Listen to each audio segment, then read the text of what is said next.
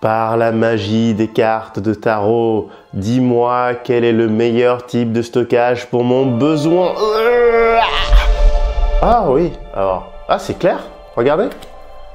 On voit des objets, un bucket, donc clairement, là, c'est le stockage objet qu'il nous faut. Pardon? Ah, vous voulez une façon moins mystique pour choisir le type de stockage le plus adapté à vos besoins? Oui, si, je peux faire ça. Sinon, je peux aussi vous prédire votre avenir. Non, on reste sur le stockage. Très bien, on reste sur le stockage. Donc, dans cette vidéo, je vais vous expliquer les différents types de stockage. Tout ça, c'est maintenant et c'est parti, mon cookie.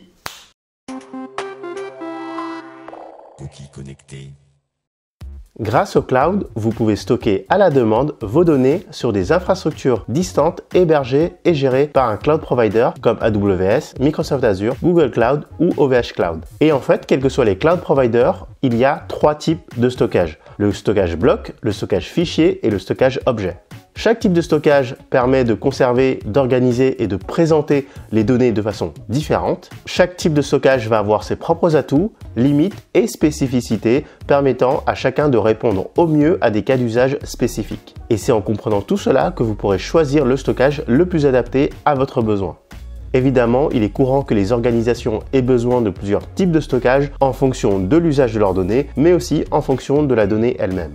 Dans le cloud, le stockage bloc est vu comme de l'espace disque pour les instances sur laquelle elles peuvent stocker leurs données. Vous allez donc utiliser le stockage par bloc comme un disque dédié pour votre machine virtuelle. Comme exemple d'offre de stockage bloc, on a EBS pour Elastic Block Storage chez AWS, Azure Disk Storage chez Microsoft, Persistent Disk chez Google Cloud et enfin Block Storage chez OVH Cloud.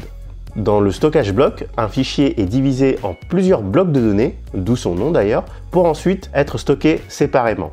Chaque bloc existe de manière autonome, cela veut aussi dire qu'il est possible de mettre à jour des segments spécifiques et ça de façon très fine. S'il y a un changement, il suffit juste de mettre à jour les blocs correspondants et pas de modifier la totalité des données. C'est le stockage idéal pour les usages exécutant de nombreuses transactions et nécessitant une faible latence, c'est-à-dire des temps de réponse rapides.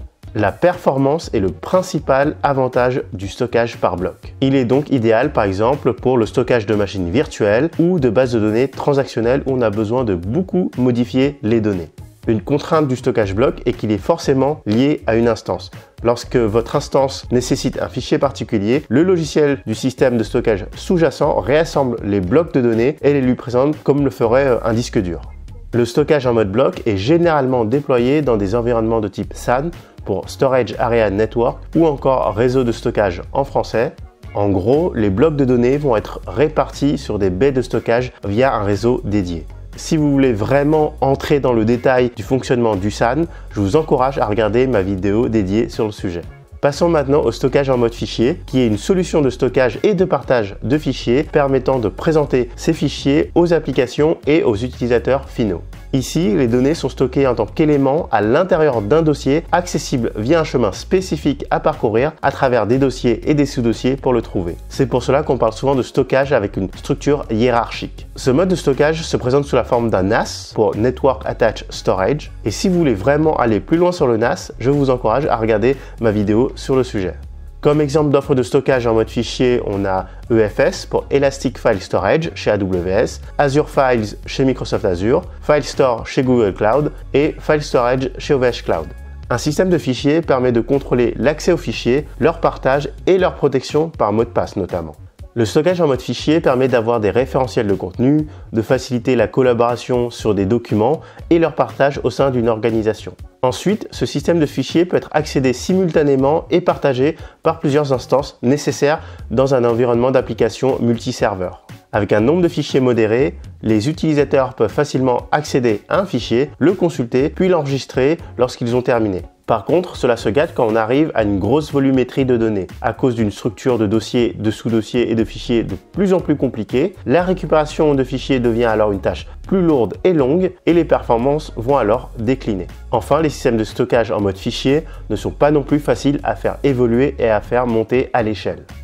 Le stockage objet, lui, il est idéal pour stocker des grosses volumétries de données non structurées.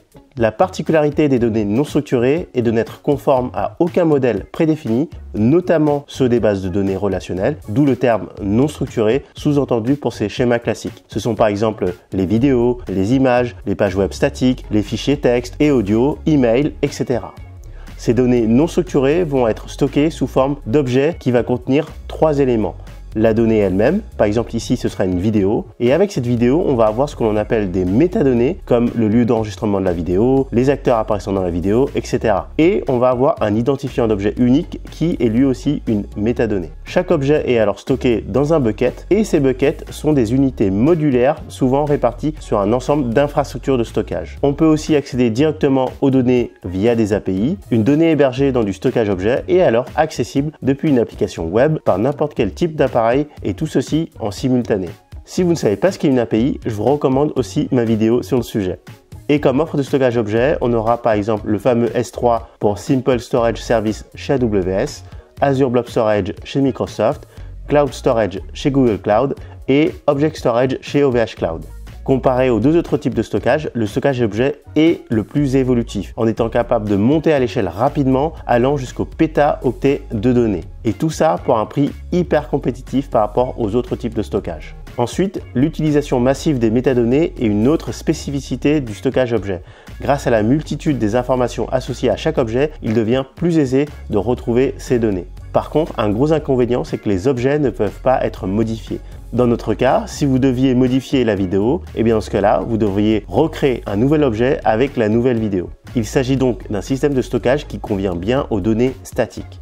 Et c'est pour ça que c'est très populaire pour la sauvegarde et l'archivage, mais aussi les sites web statiques avec des pages web avec du contenu statique. Ensuite, grâce aux métadonnées et la capacité d'absorber de grandes volumétries de données, le stockage objet est aussi idéal pour les cas d'usage autour du big data, de l'intelligence artificielle et de l'analyse des données. Si vous voulez en savoir plus sur le stockage objet, je vous encourage aussi à regarder ma vidéo dédiée sur le sujet.